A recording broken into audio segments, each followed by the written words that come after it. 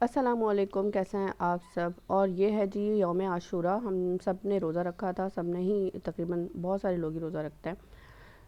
यहाँ पे मैं वाइट पुलाव बना रही हूँ, चिकन वाइट पुलाव। और ऑयल में मैंने डाला है ज़ीरा, जायफल, जवित्री और साथ में छोटी इलायची। उसके बाद चिकन विंग्स 1.5 kg के करीब हैं, ये मैंने डाल के और इसको फ्राई कर लिया है। जब ये गल जाएंगे तो इसमें फिर राइस हम डालेंगे, लेकिन उससे पहले अदरक लहसुन का पेस्ट इसमें ऐड कर लें। प्याज कभी भी ब्राउन नहीं कीजिएगा, क्योंकि अगर ऑयल में प्याज ब्राउन हो जाएगा तो ऑयल का कलर चेंज हो जाएगा और उस वजह से जो चावल हैं उनका कलर भी वाइट नहीं रहेगा, गोल्डन हो जाएगा। अब यहाँ पे दही ऐड कर देंगे। दही तकरीबन 1 पाव के करीब है और इसको गलने तक चिकन को मैं पका लूँगी।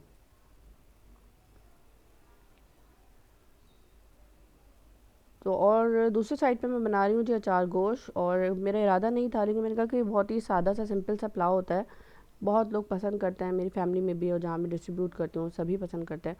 लेकिन ये कि थोड़ा चटपटा बच्चों को भी चाहिए होता है और एक कुछ खाना अलग से ऐसा हो जो स्पाइसी हो। तो यहाँ पे अचार गोश्त के लिए मैंने डाला है अदरक लहसुन का पेस्ट और दही और अचार गोश्त मसाला, और इसको मिक्स करके रख दूँगी। जब प्याज ब्राउन हो जाएगी ना, मटन की स्मेल ख़त्म हो जाएगी, उसके बाद मैं इसमें ऐड कर दूँगी। तो अभी फ़िलहाल ये मैंने मिक्स करके रख दिया है।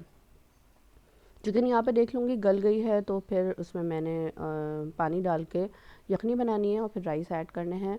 एक वीडियो मैंने देखी जिसमें ये था कि बहुत ज़्यादा हमने ये सुना है कि 10 आशूरा यानी 10 मुहर्रम को बहुत ज़्यादा खाना पकाना चाहिए, जो पूरा साल जो है वो बेहतर रहता है। तो उन्होंने तारिक मसूद, मुफ्ती तारिक मसूद, मेरे ख्याल से सही नाम ले रही हूँ मैं, उन्होंने ये कहा कि कोई ईद का दिन थोड़ी है कि जो बहुत ज़्यादा खाना पकाएं, रोज़ा रखें वो ज़्यादा बेहतर है। तो मुझे ये बात वाकई वैलिड लगी।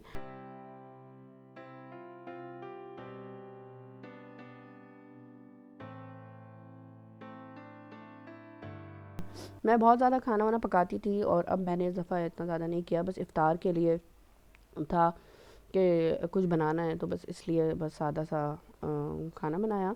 और लेकिन जब इफ़्तार की बात आती है तो ख़ुद ब खुद ही कुछ ना कुछ हो ही जाता है। वो दही बड़े का मेरे पास रखा हुआ था बूंदी, तो वो भी मैंने फिर बना लिया और अब आप देखेंगे आगे मैंने किस तरह बनाया। अच्छा, यहाँ पे वाइट पुलाव में मैंने फिर अब सॉल्ट ऐड कर दिया है। और उसके बाद जब ये हो जाएगा तो मैं इस पर राइस ऐड कर दूँगी। और यहाँ पे देखिए मटन ऐड कर दिया था, तो मटन को जो है हल्का सा भून लेंगे ताकि ये इसकी स्मेल बिल्कुल ख़त्म हो जाएगी। तो बस यही है कि रोज़ा वाकई बहुत ज़रूरी चीज़ है, खाना पकाना हम पूरा साल ही बना रहे होते हैं। और वैसे मैंने खिचड़ा भी बनाया जो आपको पिछली वीडियो में दिखाया था, उसके अलावा ज़र्दा भी बनाया था, तो वो डिस्ट्रीब्यूट किया था। इस तरह से बस इस बहाने ये होता है कि मोहल्लों में या जहाँ पे आप बांटना चाहें, डिस्ट्रीब्यूट करना चाहें तो हो जाता है थोड़ा बहुत, तो इसलिए कर दिया था। लेकिन ये कि ख़ास मेरा कोई इतना ख़ास इरादा नहीं था कि मैं बहुत एहतमाम करूं, और बस मुझे ये था कि मैं बच्चों के साथ सबको हम रोज़ा रखें और उस तरह से एक ये दिन को मनाएं। और बाकी इबादत जो भी होती हैं, नमाज और ये सारा कुछ हम कर रहे होते हैं।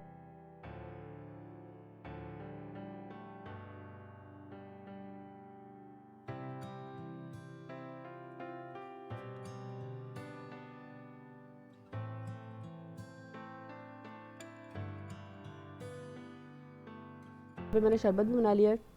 उसके अलावा बाहर से भी कुछ आ गए थे जैसे रूह अफ़ज़ा वगैरह, तो वो तो मैंने डिस्ट्रीब्यूट नहीं किए।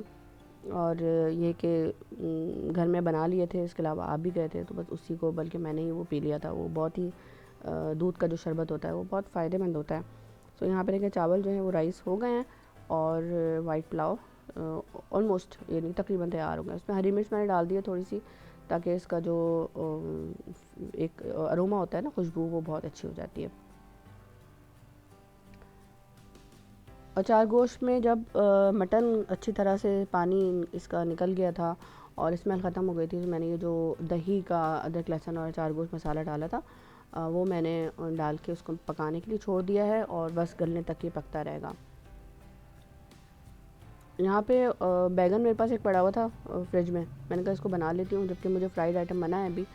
लेकिन ये कि बस मैंने कहा कि इफ्तार पे हो जाएगा, और फिर मैंने खाया भी नहीं, बच्चों ने माशाल्लाह खा लिया। फिर आलू के साथ, आलू और बेसन को फोल्ड करके ना, पकोड़ों के साथ जो है ये तैयार हो गया था।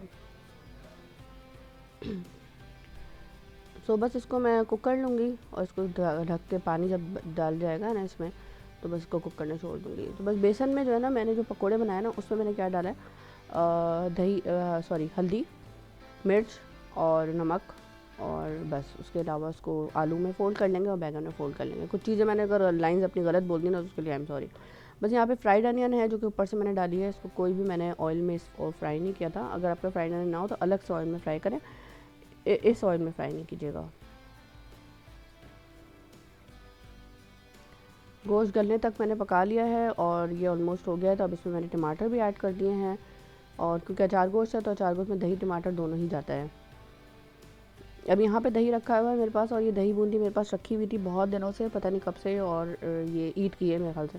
तो मैंने कहा इसको बना ही लूँ ताकि ये ज़ाया ना हो जाए। तो उसमें थोड़ी सी चीनी डाली है। चीनी मीठा बहुत ज़्यादा पसंद नहीं करते हैं हमारे यहाँ, तो बहुत ही थोड़ी सी चीनी डाली है। नमक और ज़ीरा पाउडर डाल के इसको मिक्स कर लिया है, और उसके बाद दही बूंदी भी मैं इसमें डाल दूँगी। तो बस दही बड़े तैयार हो जाएंगे। और दही बड़े जो है वो बच्चे खा लेते हैं, उसके अलावा जो राइस है ना, इसके साथ भी खा लेते हैं। तो ये कि इफ़्तार था तो थोड़ा बहुत करके हो ही जाता है।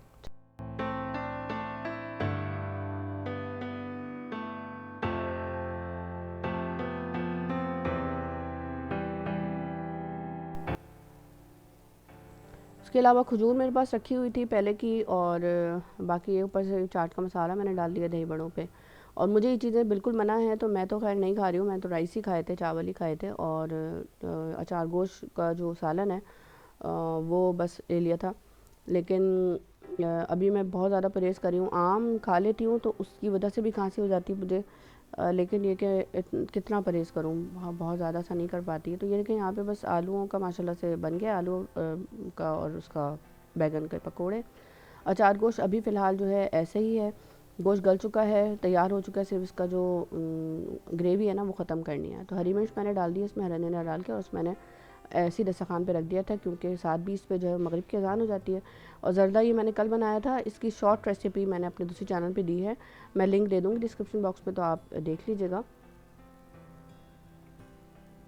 और ये ज़र्दा जो है नान को बहुत पसंद है, तो इसलिए मैं हर वक्त ही बना लेती हूँ। तो अब मेरी प्रैक्टिस माशाल्लाह काफ़ी हो गई है। तो ये मैंने एक दिन पहले बनाया था 9 मुहर्रम को। तो बस इसी तरह से मैं निकाल लूँगी। अभी ग्रेवी है अच्छी खासी, लेकिन इसको बाद में मैंने खुश्क कर लिया है। तो वो वाली पिक्चर्स आप बस देख सकते हैं थंबनेल पे, बाकी यहाँ पे तो मैंने नहीं दिखाई।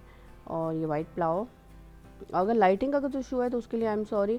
बस आज की वीडियो इतनी ही। अपना बहुत ज़्यादा ख्याल रखिएगा, मुझे दुआओं में याद रखिएगा। अगर वीडियो अच्छी लगे तो शेयर कर लीजिएगा। बहुत ऑर्डिनरी सी, बहुत सिंपल सी वीडियो आपके लिए आज मैं बना पाई हूँ। शुक्रिया बहुत बहुत।